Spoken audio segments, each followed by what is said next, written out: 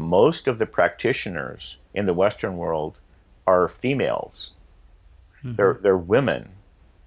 And the ones I know are brilliant, sincere, hardworking, multitasking. It's like every woman has 8 arms, and they like to use them all every day.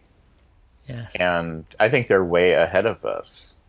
And in fact, every single item, every thought, every image, every mantra, every technique, every value in the meditation traditions needs to be completely questioned and run through at first. The first filter is this appropriate for modern women? Because there's almost none of the teachers in the past were female. There's almost no sense of what does a female body need. So one of the first filter is this appropriate for the majority of our students who are women? Mm. Is it appropriate for women who have families or want to have families? Is it appropriate for women who have jobs, who are on the path of intimacy as opposed to the path of renunciation? And so there's a series. Is it appropriate for men who love women as opposed to men who aspire to be monastic? Mm. So there's a series of filters, and we need to, if we evaluate every single thought particle that we've received from the ancient traditions in light of all this, because meditation is important. I have a hunch at this text, the Vijnana Bhairava Tantra, Hmm. that it comes from a householder tradition. It Mm. comes from this little time and space when women and men were practicing together, and women were cherished as the spiritual geniuses that they are.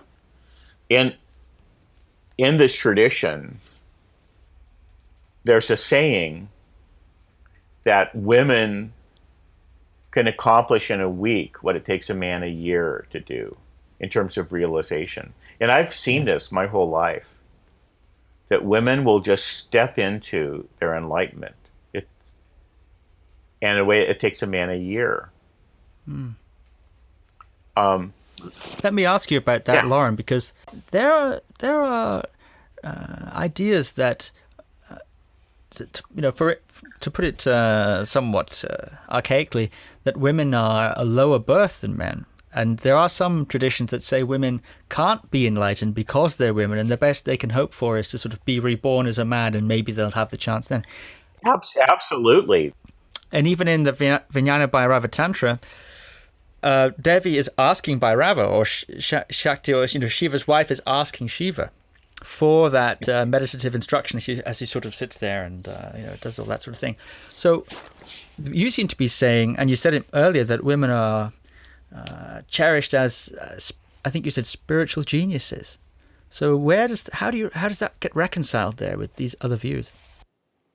Well, like I said, we're in the process of interacting with the ancient traditions, Mm. and so every thought that has ever been thunk is represented in the traditions. In other words, they made Uh-huh. records. We have access to how people thought. And so Yes. there's actually tens of thousands of different techniques, tens of thousands. And there's tens of thousands of different superstitions. And superstition means something left over. I Yeah. forget the exact etymology, but superstitia, it's something left over from the past. So in the past systems, for whatever reason, there was this war between the sexes, and the men temporarily had control. So their idea was that women are such a lesser birth that it would take hundreds of lifetimes of being submissive and serving a guru, being a slave to a guru, for hundreds of lifetimes, and then you could earn being born as a man. I mean, it's a system of oppression. And meditators who are open to Tibetan Buddhism or the ancient teachings of India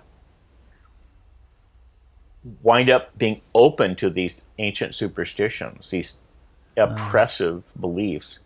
And each of us has to develop an immune response. It's like learning to drink the water in a third world country.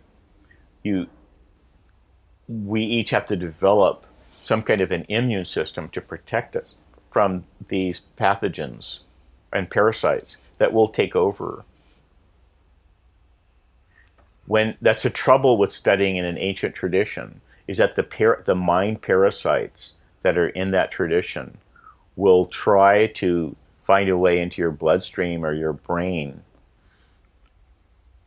and inhabit you and take you over.